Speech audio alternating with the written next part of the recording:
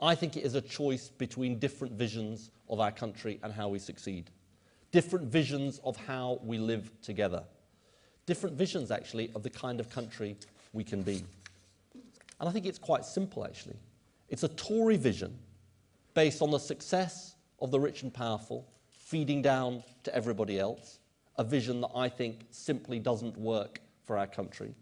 And a Labour vision based on another idea, a better idea, a simple idea, which is it's only when working people succeed that Britain succeeds. And I think that's the country we must build together. And on Saturday, some of you may have heard that we unveiled our pledge card. It's not quite a John Prescott moment, but our pledge card.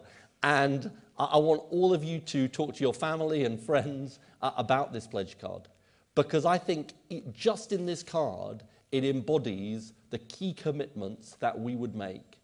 And it's not just a list of commitments, it's actually giving, if you like, life to this idea of working people succeeding and Britain succeeding. I want to just talk to you briefly about these pledges. Our first pledge is to build a strong economic foundation. We'll cut the deficit every year. We'll balance the books as soon as possible in the next Parliament. We will make common sense spending reductions, with departmental budgets falling outside protected areas. But we will protect key areas like education and health, and we will never adopt extreme Tory spending plans that would lead to the disintegration of our public services. And we will do something else. We'll have tax changes based on the principle, I think it's a principle that everybody across Britain believes in, which is that those with the broadest shoulders should bear the greatest burden. And one of the things that means is reversing David Cameron's millionaires' tax cut, because I believe that progressive and fair taxation is part of a civilized society.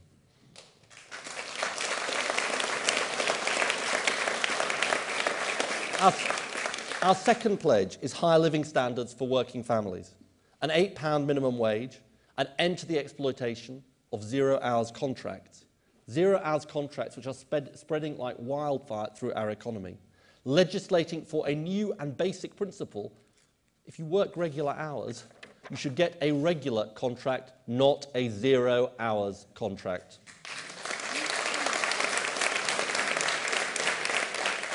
We'll introduce 25 hours free childcare for 3- and 4-year-olds, an energy price freeze so that prices can only fall and cannot rise, and something else, a new law to ensure that falling costs, and we know wholesale costs are falling in energy, falling wholesale costs are passed on to the consumer in lower energy prices this winter, because I believe somebody's got to stand up to these energy companies and the vested interests of our country.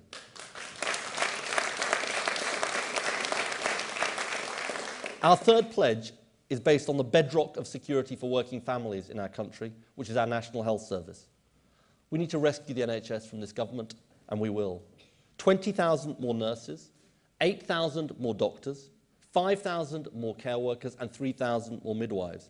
Paid for, and I'm absolutely clear about this, paid for by a mansion tax on properties worth over £2 million to support our Time to Care fund, and by doing something else, by closing the tax loopholes exploited by hedge funds that this Conservative government would never stand up to.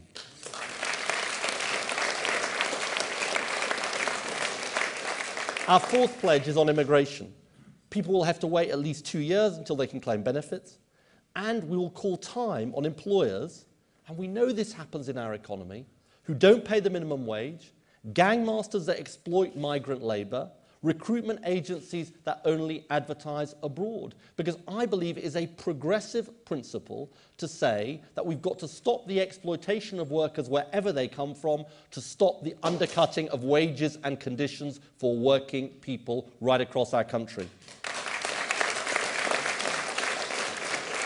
And our fifth and final pledge is to our young people, and I know we've got young people here today: smaller class sizes for 5-, 6- and 7-year-olds, an apprenticeship for every school leaver who gets the grades, and tuition fees reduced from £9,000 to £6,000.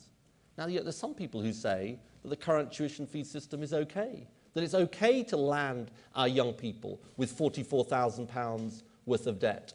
But actually, you know what the government has managed to do? they've produced a system that doesn't just load more debt on our young people, it actually loads more debt on the taxpayer as well. And I think the right choice for our country is to invest in our future, invest in the next generation, and give hope back to our young people too.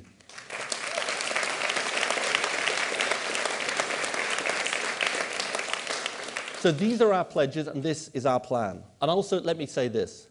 I'm not going to spend the next 8 weeks speculating about what might or might not happen after the polls have closed.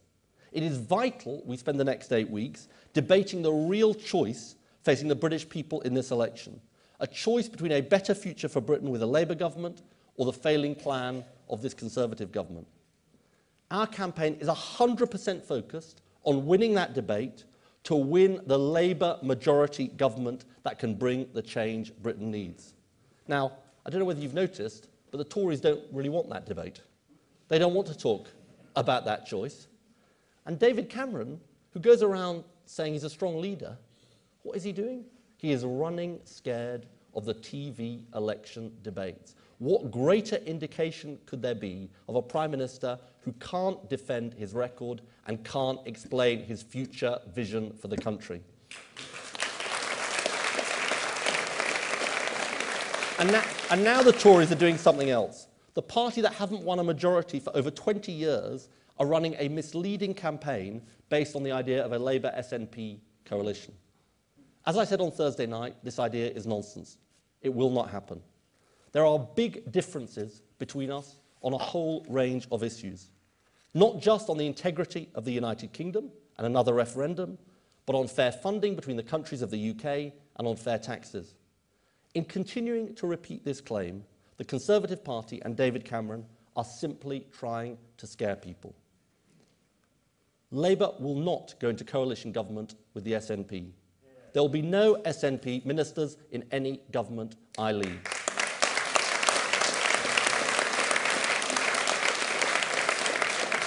So the true election choice is what it has always been: a Labour government with a better plan for working people across Britain, or a Conservative government that stands for the rich and powerful.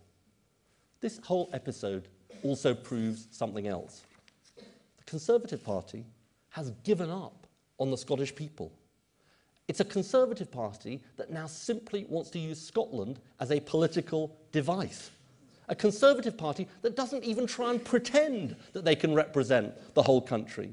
A Conservative Party that is now a real threat to the integrity of the United Kingdom.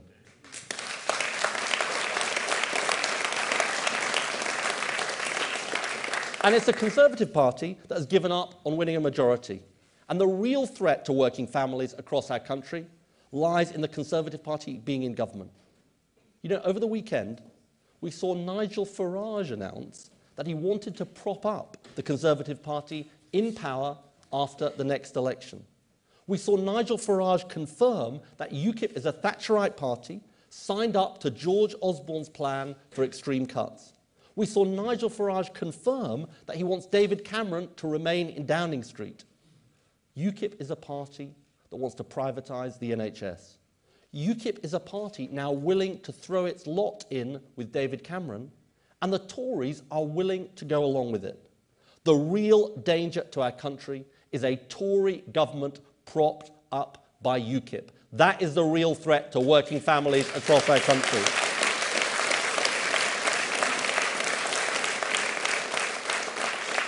So this is the choice at the election: a Labour government or a Tory government. A Tory government that thinks we succeed when only a few at the top do well.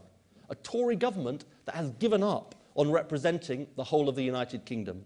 Or a Labour government that stands up for the whole of Britain. A Labour government that will stand up for working families in every part of our country. A Labour government for the many. That is the choice, and that is the case we will put before the British people.